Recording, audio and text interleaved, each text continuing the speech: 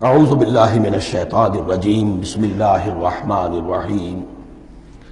اب چونکہ اس معاملے میں بحث ہو گئی تھی خانہ کعبہ کی بھی، پھر اسی میں مقام ابراہیم کی بات آ گئی تھی، تو کچھ ذہنوں میں سوال پیدا ہوا کہ یہ جو حج کے مناسک میں صفا اور مروہ جو ہے یہ بھی تو آخر اسی کا جو ہے، تو ان کی کیا حقیقت ہے، کوئی حقیقت ہے یا نہیں؟ فرمایا ان الصفا والمروہ من شعائر اللہ، یہ بھی اللہ کے شعائر میں سے ہے۔ شاعر کسے کہتے ہیں؟ وہ چیز جو شعور بخشے، تو وہ چیزیں کہ جن کے ساتھ اولو العزم پیغمبروں یا اولو العزم انسانوں، اولو العزم اولیاء اللہ کے کچھ حالات و واقعات کا کوئی ذہنی سلسلہ قائم ہوتا ہو، وہ گویا کہ شعور دلانے والے ہوتے ہیں، یاد دلانے والے ہوتے ہیں، اللہ تعالیٰ کی طرف ذہن کو لے جانے والے ہوتے ہیں۔ اس اعتبار سے شاعر ان الصفا والمروہ من شعائر اللہ فمن حج البیت او اعتمر فلا جناح علیہ ان یطوف بہما، تو جو کوئی بھی ہمارے گھر کا حج کرے، بیت اللہ کا حج کرے یا عمرہ کرے، اعتمر، فلا جناح علیہ، تو کوئی حرج نہیں ہے اس پر، ان یطوف بہما، کہ ان دونوں کا بھی طواف کرے، وہ جو 7 چکر لگائے جاتے ہیں، ان الصفا والمروہ۔ ومن تطوع خیر، جو شخص جان بوجھ کر بھلا کام کرتا ہے، فإن اللہ شاکر علیم، تو جان لو اللہ بڑا قدردان ہے۔ اب شکر انسان کرتا ہے تو اس کے معنی کیا ہوں گے؟ احسان مند ہونا۔ وہی شکر اللہ کرتا ہے شکور، اس کے کیا معنی ہوں گے؟ قدردانی۔ میرے بندے نے یہ کام کیا، میرے بندے نے میرے لیے یہ محنت کی، یہ قربانی دی۔ ان اللہ شاکر علیم، اور جانتا ہے، چاہے کسی اور کو پتہ نہ چلے، اسے تو معلوم ہے۔ اگر تم نے اللہ کی رضا جوئی کے لیے کسی کو کوئی مالی مدد دی ہے اس حال میں کہ جو کچھ داہنے ہاتھ نے دیا ہے بائیں کو بھی خبر نہیں ہونے دی، خدا یہ کہ کسی اور انسان کے سامنے اس کا تذکرہ ہو، تو اب یہ جو ہے اللہ کے تو علم میں ہے۔ اگر تو اللہ سے اجر و ثواب چاہتے ہو تو اس کا ڈنڈورا پیٹنے کی کوئی ضرورت نہیں، اور اگر تم نے لوگوں کو دکھانے کے لیے کیا تھا تو وہ تو شرک ہو گئی، لائبلٹی ہو گئی۔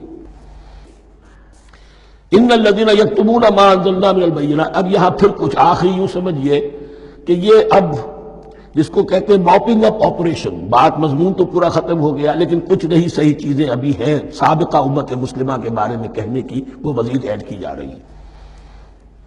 ان الذین یکتمون ما انزلنا من البینات والہدی من بعد ما بیناہ للناس فی الکتاب اولئک یلعنهم اللہ یلعنهم اللاعنون، یقیناً وہ لوگ جو چھپاتے ہیں اس شے کو جو ہم نے نازل کی ہے بینات میں سے اور ہدایت میں سے، اس کے بعد کہ ہم نے ان کو واضح کر دیا ہے لوگوں کے لیے کتاب میں، وہ لوگ ہیں کہ جن پر لعنت کرتا ہے اللہ، اور لعنت کرتے ہیں تمام لعنت کرنے والے۔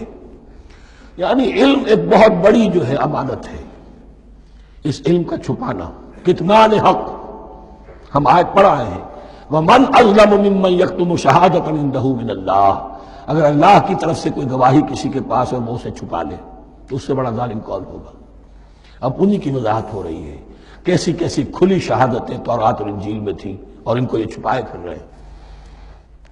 ان الذین یکتمون ما انزلنا من البینات والہدی من بعد ما بیناہ للناس فی الکتاب اولئک یلعنهم اللہ یلعنهم اللاعنون الا الذین تابوا واصلحوا وبینوا، سوائے ان کے کہ جو توبہ کریں، رجوع کریں اور اپنی اصلاح کر لیں اور اب واضح کریں وہ شے کہ جو انہوں نے چھپائی ہوئی تھی اسے ظاہر کریں۔